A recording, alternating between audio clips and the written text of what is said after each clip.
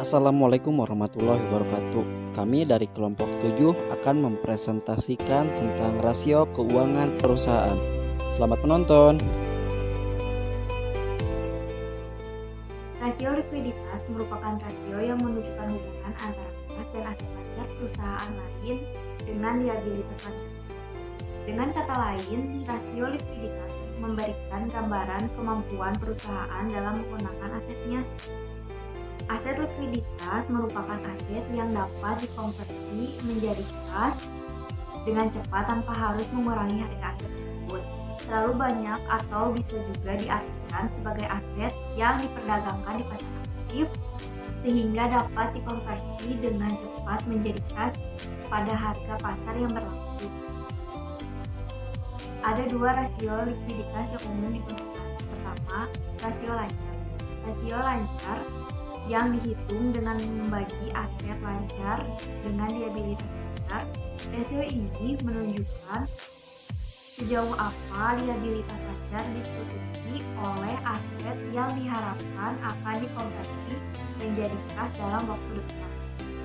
Aset lancar meliputi kas, piutang usaha, dan persediaan. Liabilitas lancar terdiri atas piutang usaha, upah, pajak yang masih harus dibayar, besar bayar jangka pendek pada bank, yang semuanya jatuh tempo dalam satu tahun. Yang kedua ada rasio.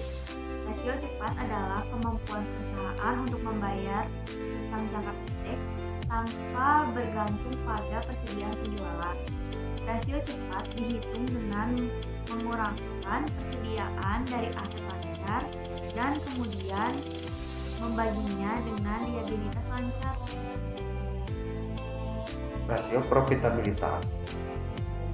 Rasio profitabilitas adalah perbandingan untuk mengetahui kemampuan perusahaan untuk mendapatkan laba dari pendapatan terkait penjualan, aset, dan ekuitas berdasarkan dasar pengukuran tersebut. Rasio profitabilitas ini merupakan sekelompok rasio yang menunjukkan pengaruh kombinasi likuiditas, manajemen aset, dan utang atas hasil operasi. Terdapat 6 jenis rasio profitabilitas. Yang pertama, margin operasi. Rasio yang mengukur laba operasi atau laba sebelum bunga dan pajak dari setiap dolar penjualan. Rasio ini diukur dengan membagi laba operasi dengan penjualan. Rata-rata industri memiliki margin operasi sebesar 10%. Yang kedua, margin laba. Rasio ini mengukur laba neto per dolar dari penjualan dan dihitung dengan membagi laba neto dengan penjualan. Rata-rata industri memiliki margin laba sebesar 5%. Yang ketiga, pengembalian atas total aset.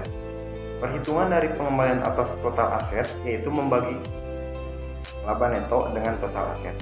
Rata-rata industri memiliki pengembalian atas total aset sebesar 9%. Yang keempat, pengembalian atas saham biasa. Rasio laba neto terhadap ekuitas saham biasa yaitu mengukur tingkat pengembalian atas investasi pemegang saham biasa. Rasio ini dihitung dengan membagi laba neto dengan ekuitas saham biasa. Rata-rata industri memiliki pengembalian atas ekuitas saham biasa sebesar 15%. Yang kelima, pengembalian modal atas yang diinvestasikan. Rasio laba operasi setelah pajak terhadap total modal yang diinvestasikan. Rasio ini mengukur total pengembalian yang disediakan perusahaan bagi investornya. Rata-rata industri memiliki pengembalian modal atas yang diinvestasikan sebesar 10,8%. Yang terakhir, yang keenam, rasio kemampuan dasar menghasilkan laba. Rasio ini menunjukkan kemampuan aset perusahaan dalam menghasilkan laba operasi. Rasio ini dihitung dengan membagi laba sebelum bunga dan pajak dengan total aset. Rata-rata industri memiliki rasio kemampuan dasar menghasilkan laba sebesar 18. Rasio solvabilitas atau yang juga dikenal dengan sebutan leverage ratio ialah suatu rasio yang digunakan dalam rangka menilai kemampuan sebuah perusahaan atas pelunasan hutang dan seluruh kewajibannya dengan menggunakan jaminan modal maupun aktiva atau harta kekayaan dalam bentuk apapun yang dimiliki dalam jangka panjang serta jangka pendek. Kenali serba-serbi tentang rasio solvabilitas di atas saya. Yang pertama ada debt ratio atau rasio utang, merupakan jenis rasio yang digunakan untuk mengevaluasi besaran perusahaan sesuai jumlah utang untuk dapat membiayai aset. Dengan rasio ini, jumlah keseluruhan aset dan uang diperbandingkan. Rasio ini pun mampu menunjukkan kapasitas perusahaan dalam memperoleh pinjaman baru yang berjaminan aktiva tetap untuk menambah modal. Jika tingkat rasio jenis ini kian meningkat, jaminan dari kreditur untuk jangka panjang pun akan kian terjamin.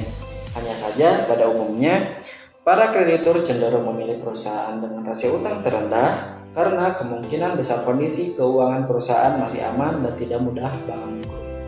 Jenis rasio ini merupakan rasio utang atas ekuitas atau kepemilikan bentuk nilai uang. Rasio ini biasanya diterapkan untuk membandingkan antara ekuitas dan liabilitas atau penghambat. Itu artinya utang jangan sampai lebih besar daripada modal sehingga beban yang ditanggung perusahaan pun tidak bertambah. Semakin kecil rasio berarti kondisi perusahaan sedang membaik karena modal guna menjamin utang terbilang besar. Times interest earned ratio merupakan rasio yang mengevaluasi kemampuan perusahaan untuk melunasi beban bunga di masa depan. Rasio ini membandingkan antara laba atau keuntungan sebelum pembayaran pajak dan bunga atas biaya bunga. Semakin tinggi nilai rasio jenis ini, kemampuan perusahaan agar dapat membayar bunga dari utang pun semakin besar. Namun sebaliknya, bila nilai rasio times interest earned ratio ini semakin rendah, kemampuan perusahaan dalam membayar utang-utangnya pun kian rendah. Faktor ini dapat menjadi tolak ukur bagi pihak kreditur sebelum memberikan pinjaman. Tujuan dari menerapkan rasio solvabilitas yakni yang pertama, mendeskripsikan posisi dan kondisi perusahaan kepada pihak kreditur. Yang kedua, menilai kemampuan sebuah perusahaan dalam membayar seluruh kewajibannya beserta bunga. Yang ketiga, mengetahui keseimbangan dari nominal aktiva tetap dari perusahaan terhadap modalnya. Yang keempat, menilai perusahaan berdasarkan aktivanya yang dibiayai utang. Yang kelima, menilai besaran pengaruh utang atas manajemen aset maupun aktiva perusahaan. Yang keenam, menilai jumlah dana pinjaman dari perusahaan saat ditagih atau telah tiba jatuh tempo atas modal yang dimiliki. Ketujuh, menilai jumlah jaminan utang yang bersifat jangka panjang berdasarkan modal rupiahnya sendiri. Berikut adalah rumus penerapan rasio solvabilitas. Debt ratio sama dengan total utang dibagi total aset dikali 100%. Yang kedua ada debt to equity ratio sama dengan total jumlah utang dibagi ekuitas atau modal dikali 100%. Dan yang terakhir ada times interest earned ratio sama dengan laba sebelum pembayaran pajak dan bunga dibagi beban bunga dikali 100%. Saya akan menjelaskan sedikit tentang rasio aktivitas. Rasio aktivitas adalah rasio yang mengukur seberapa efektif perusahaan dalam memanfaatkan semua sumber daya yang ada padanya. Lalu ada jenis-jenis rasio aktivitas. Yang pertama ada perputaran aktiva. Perputaran aktiva merupakan perbandingan antara penjualan dengan total aktiva suatu perusahaan. Dan rumusnya adalah penjualan dibagi total aktiva.